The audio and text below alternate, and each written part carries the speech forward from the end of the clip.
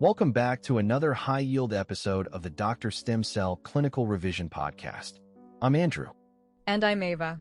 Today, we're diving into a crucial topic for NEET PG and FMGE preparation. We've got a fascinating case study in anatomy focusing on direct versus indirect inguinal hernia from the NEET PG 2023 PYQ. Let's read the clinical presentation. During repair of an inguinal hernia, the surgeon identifies a sac that herniates medial to the inferior epigastric vessels. What type of hernia is this, and what is its anatomic pathway? Now, let's look at our options. Option A is A, direct hernia, through Hesselbach's triangle. Option B is B, indirect hernia, through deep inguinal ring. Option C is C, femoral hernia, through femoral ring. And option D is D, direct hernia, through superficial inguinal ring only. So, Ava, what's the correct answer here? The correct answer is option A. Let's break down why.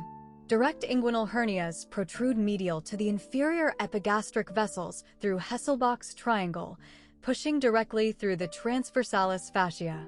Indirect hernias protrude lateral to the vessels through the deep inguinal ring. That makes perfect sense. And to help our listeners remember this on exam day, we have a great study mnemonic, Hernia Vessel Landmark. Tell us about it. Sure. The mnemonic goes like this.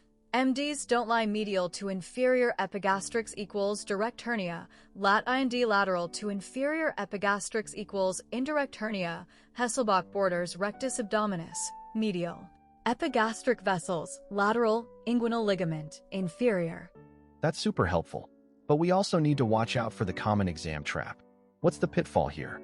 A very common mistake is direct hernia does not enter the deep inguinal ring. It pushes directly through Hesselbach's triangle, though both hernias exit via the superficial inguinal ring. Make sure you don't confuse these two features under exam pressure. Excellent advice.